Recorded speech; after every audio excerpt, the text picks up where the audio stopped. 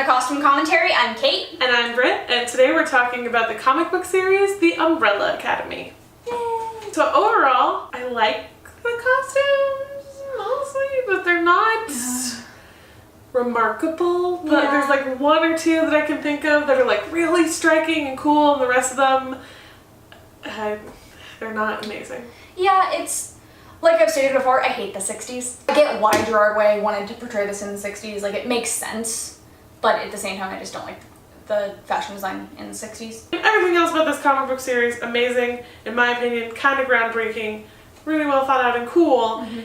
Just the costume, like if you're really getting down to the nitty gritty and just looking at the costumes, it's like nothing to write home to mom about. Gerard Way's other series, The Killjoys, fantastic costuming. Yeah, so good. But I think it really shows like the differences in like what he was going for. Here he did a lot more character building, and Killjoys he did a lot more world building. So we're gonna start off with the beginning and talk about Apocalypse Suite, the first volume of the Umbrella Academy. Overall, it is pretty one note as far as the costumes go. We have some flashbacks of them as children, and then we have the events of this which take place over a day, if not a couple of days. So they're mostly wearing one set of costumes throughout the majority. The colors overall are very limited color palette. Yeah. And if you compare it to like the Killjoys, which was super bright, lots of blues, cool colors, and then neons, this is very warm, lots of browns, kind of vintage feel, really muted purples and reds, which is not something I'm a fan of, but it portrays the mood of the comic books really well. None of it says like superhero costume, which is fine because that's not the purpose of these graphic novels. Really notable ones, obviously the white violin who's on the cover, really cool and graphic, and I think that is what the rest of the costumes are missing. Yeah. It all just seems to be like clothes that have like an umbrella on them. And maybe it was on purpose, but then that carries over into the second book in which she does not feature that much. So then you have a bunch of characters who it seems like were toned down for contrast, who then lost the thing they were contrasting with, so it was just a bunch of really muted costumes. Yeah, which is why I love that like there's a lot of costume changes for them in this one. They do not wear the same thing over and over and over again in this one. It takes place over a longer span of time. Yeah. A really long span of time.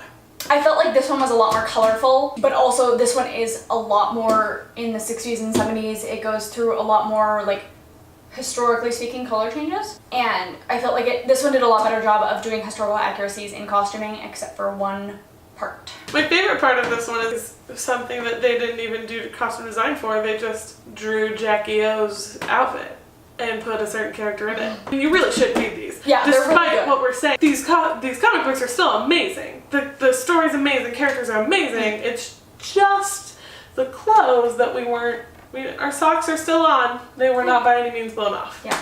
I do love one nod that they did to traditional superheroes, and that was having Seance and Kraken wear their underwear outside of their uniform. Especially with Seance. I really love his character, and like all of his costumes are my favorite.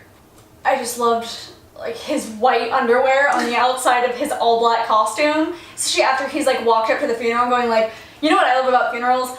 All my clothing is black. And I'm like, but your underwear are white. The color of your underwear lets people know about your soul.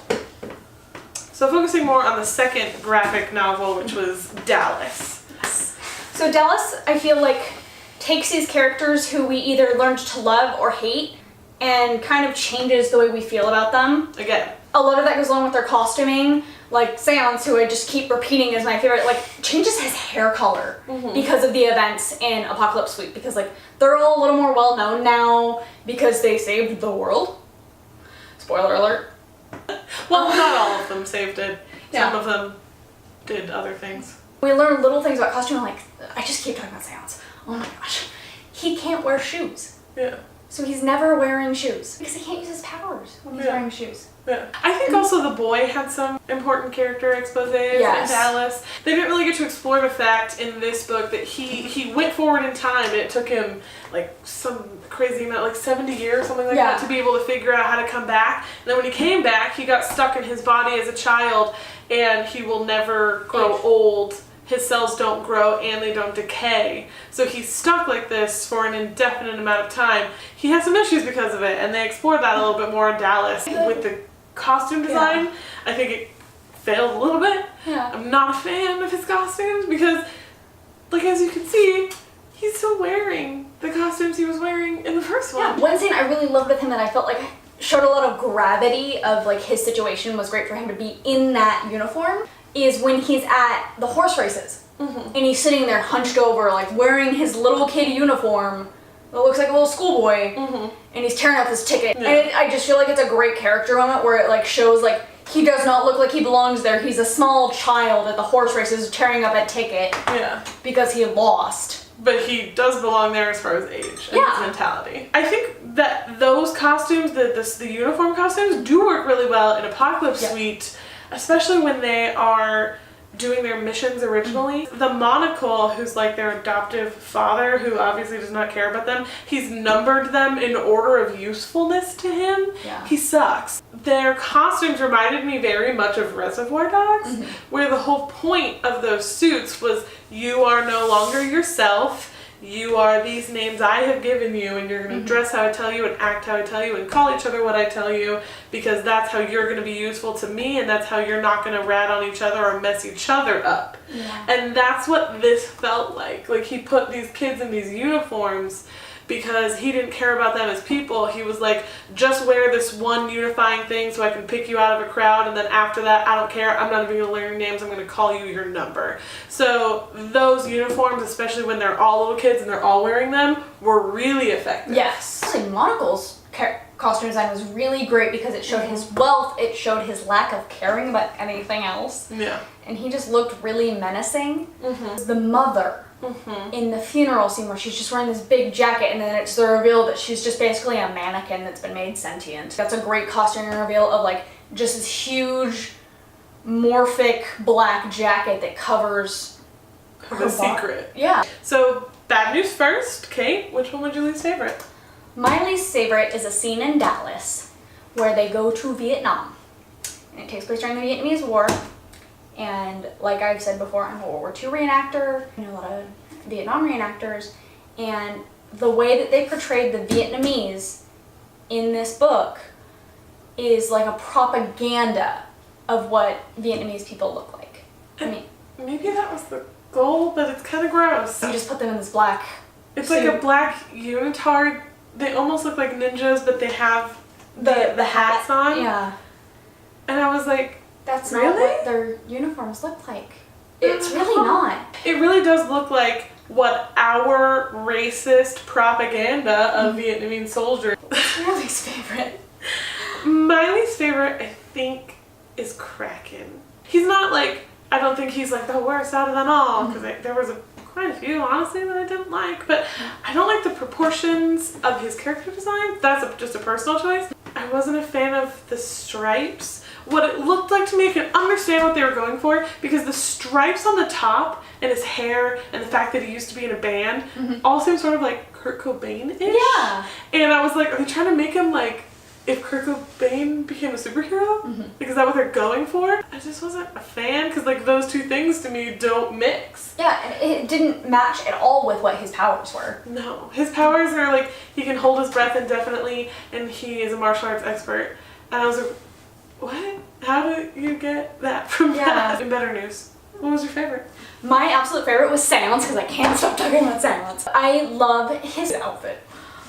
When he is going and getting his hair done, he is wearing all black jeans. Then he has this bright red Hawaiian shirt over it, and I'm just like, I want to wear that. Like, I just want to like go out and like casual cosplay as him in this outfit. And also, he doesn't wear shoes. It also really represents his personality, because like I said, when he goes into the funeral, he's like, yeah, all my clothes are black. And then he's wearing this bright Hawaiian shirt. And he's like, hey. Now that I have gushed about Seance even more, what was your favorite?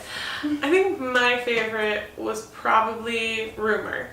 I think the cut of her costume seemed the most like traditional superhero-esque. The little sleeves that were kind of loose and the undergarment. And I also love she's probably the brightest out of all of them. I mean, she's still really muted. Her colors are purple and red. Yeah. But out of all of them, she has the most color. And if they do more of these, Gerard Way, if you're watching this, which you probably are, let's be honest, I want to know more about why they even exist. Yeah. I mean, it just goes like, boom, these people are here, and it's like all these women who weren't pregnant had babies, and now they're here. I wonder what happened to the mothers. Overall, it's an amazing comic book series. Really well done. It's very cool. Just as far as the costumes, I felt personally that they were lackluster. Yeah, personally I felt like they were a little lackluster too. So it's nothing against you, Gerard Way. It really isn't. We love you as a creator. I'm a sucker for like bright colors and contrast. Yeah. Really, if you open it up and look at it, this page is almost entirely orange. This one too. This one's almost entirely purple. You sort of lose a lot of detail to me when there could be so much more emphasis put on things, but there's not. Costuming could use a little bit more up and up. A little bit more punch. Yeah. But we love you. That's gonna do it for today. If you like this video, make sure to leave it a like down below and comment to let us know conceivably anything that you would like us to review the costumes from, as long as there are costumes in it. Stay tuned for our special review of the costumes from Sucker Punch. Please make sure to subscribe so that way you are notified as soon as that comes out. Thanks for watching. I loved it. There really wasn't anything that I could point out that I was like, I mean, there were some things that were mediocre to me, but nothing that I didn't like. I loved everything about it. I actually really didn't like the Federation uniforms from the first two reboot films.